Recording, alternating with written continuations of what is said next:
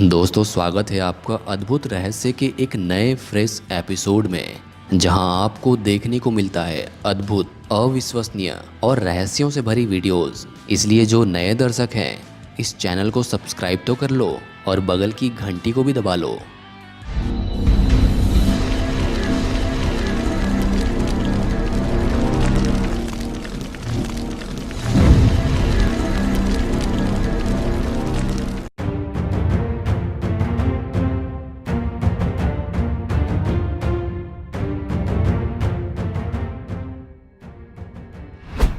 दोस्तों, वैसे तो हम इस आधुनिक युग में हमने कई देशों को रॉकेट या मिसाइल बनाने की कई खबरें सुनी हैं, मगर क्या आप जानते हैं कि दुनिया का सबसे पहला रॉकेट मैसूर के शेर कहे जाने वाले टीपू सुल्तान ने बनाया था। और इनके द्वारा युद्ध में इस्तेमाल किए गए रॉकेट की तस्वीर आज भी नासा में मौजूद है।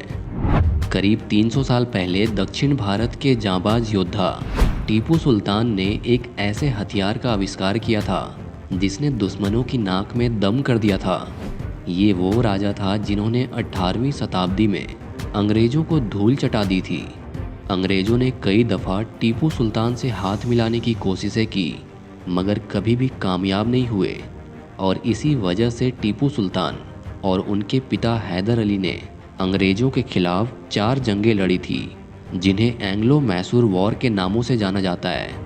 युद्ध के समय जब अंग्रेजों के गोले बारूद टीपू सुल्तान पर भारी पड़ने लगे, तब टीपू सुल्तान ने अपने सैनिकों को एक ऐसा हथियार दिया जिसका सामना ब्रिटिश फौज ने पहले कभी नहीं किया था। उस हथियार को इतिहास में मैसूरियन रॉकेट के नाम से जाना जाता है। आपको बता दें कि टीपू सुल्तान के पिता हैदर अली एक सिपाही के बेटे थे और हैदर अली के पिता सैनिक दल में एक सिग्नलिंग डिवाइस के प्रमुख थे। उन दिनों छोटे रॉकेट्स का इस्तेमाल युद्ध में सिग्नल देने के लिए किया जाता था। हैदर अली के दिमाग में इन सिग्नल देने वाले छोटे रॉकेट्स को युद्ध में इस्तेमाल करने की सोच आई और उन्होंने इसमें छोटे बदलाव करके उनमें बारूद भरकर युद्ध में इस्तेमाल करने के लिए तैयार किया और रॉकेट बनाने का काम शुरू कर दिया।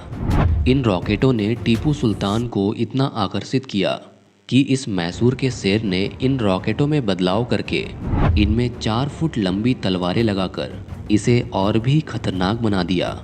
बता दें कि जब इस रॉकेट को आग लगाकर छोड़ा जाता तो रॉकेट में मौजूद बारूद की वजह से इसे करीब 1 किलोमीटर तक की गति मिलती और बारूद के खत्म होने पर तलवार के वजन की वजह से वे हवा में घूमती हुई अंग्रेजों की सेना पर गिरती और उन्हें भारी नुकसान पहुंचती थी।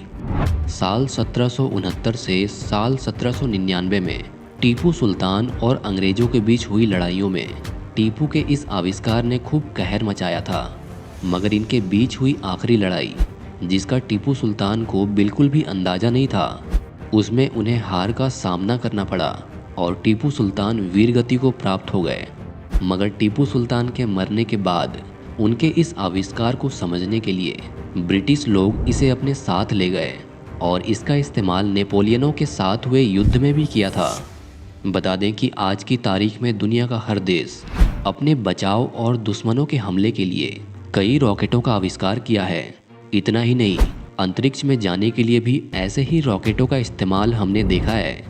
ये सारी चीज़ें अगर बनी है तो उसकी जड़ यानी कि कारण टीपू सुल्तान के बनाए गए ये रॉकेट ही है, जो आज भी लंदन के रॉयल आर्टिलरी म्यूजियम में रखे हुए हैं। इतना ही नहीं, टीपू सुल्तान और अंग्रेजों के बीच हुए इस रॉकेट युद्ध की तस्वीर नासा ने भी अपने पास लगा रखी है।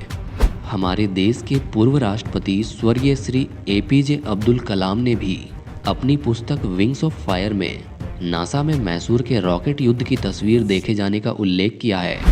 यानी कि ये तो जाहिर है कि आज पूरी दुनिया में रॉकेट का आविष्कारक और खोजकर्ता किसी को भी बता दिया जाए, लेकिन सच्चाई तो ये है कि इसका असली आविष्कारक एक भारतीय ही है। यानी कि रॉकेट का आविष्कार भारत में ही हुआ और हमें इस पर गर्व करना चाहिए।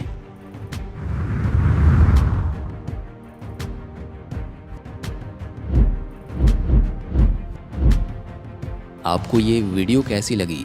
अपने विचार हमें कमेंट में ज़रूर बताएं।